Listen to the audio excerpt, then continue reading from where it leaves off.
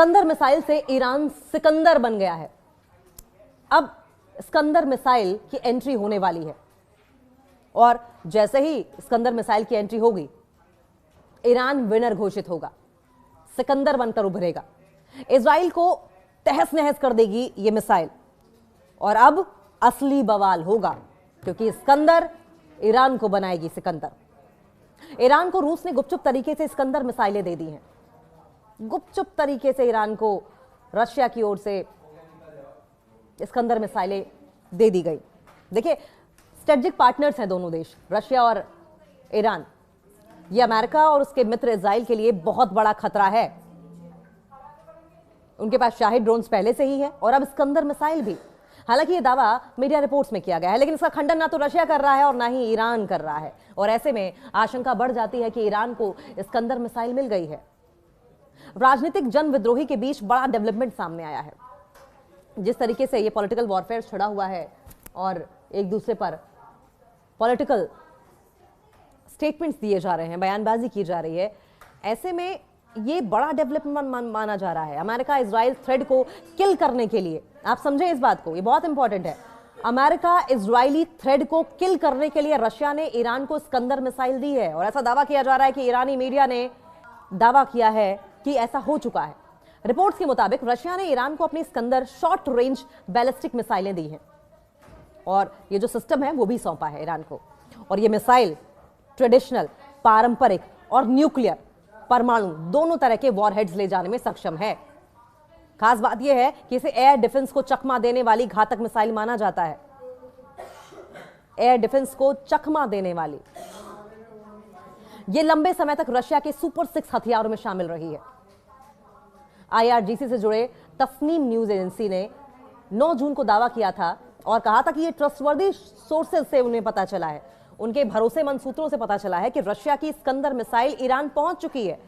और ये जून में ही हो गया था, यानी कि जो जंग उस वक्त छिड़ी थी, उस वक्त भी ईरान के पास ये ऑप्शन था कि स्कंदर मिसाइल से वो अटैक कर देता।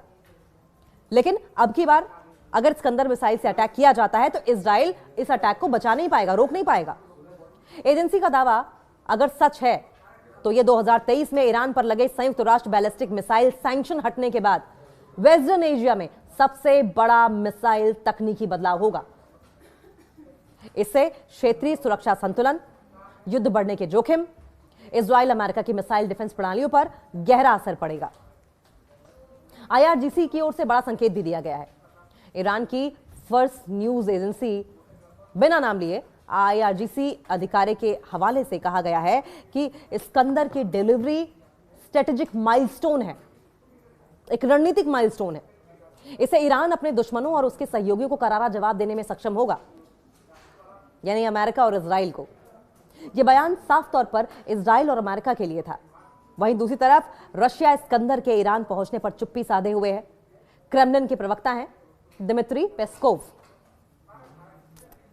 उन्होंने इसे मीडिया की अटकलें बताते हुए टिप्पणी करने से इनकार कर दिया। और रशिया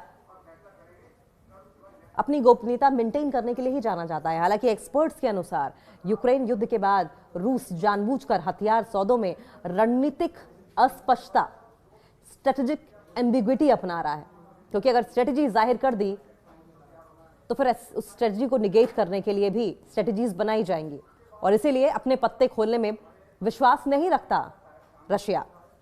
ईरान का भी टाल मटोल वाला जवाब रहा, यानी कि ईरान भी सामने वाले को भ्रम में ही रखना चाहता है। ईरान भी अपने पत्ते नहीं खोलना चाहता।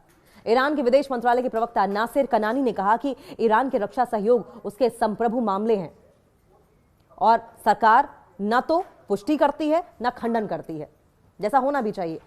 आमतौर पर ईरान गलत खबरों को तुरंत नकार देता है और इसलिए यह चुप्पी संदेह को और ज्यादा बढ़ा रही है।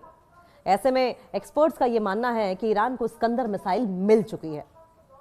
स्कंदर क्यों खतरनाक मानी जाती है?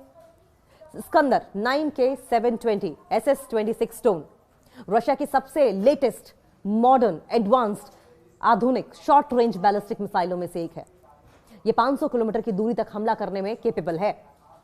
इसका वॉरहेड 480 से 700 किलोग्राम का हो सकता है, यानी कि 480 से 700 किलोग्राम का विस्फोटक ले जा सकता है। एक बार में एक जगह पे दागेगा तो सोचे तबाही कितनी बड़ी होगी। इसके अलावा ये 6 से 7 मैक की स्पीड में हमला भी करती है। ये बेहद सटीक हमला करती है, यानी कि टारगेट को पॉइंट किया और उसके बाद hit. High explosive cluster bunker buster के साथ ही न्यूक्लियर ऑप्शन भी देती है ये मिसाइल, यानी कि one in all in one, ये कह लीजिए, एक ही मिसाइल में सारी खूबियां। ये मिसाइल उड़ान के दौरान दिशा बदल सकती है, जिससे कि पैट्रियट, आयरन डोम और एरो जैसी मिसाइलें डिफेंस प्रणालियों को चकमा देना आसान हो जाता है। और ये कौन इस्तेमाल करता है? आयरन डोम, एरो, पैट्रियट, ये सब इजराइल इस्तेमाल करता है।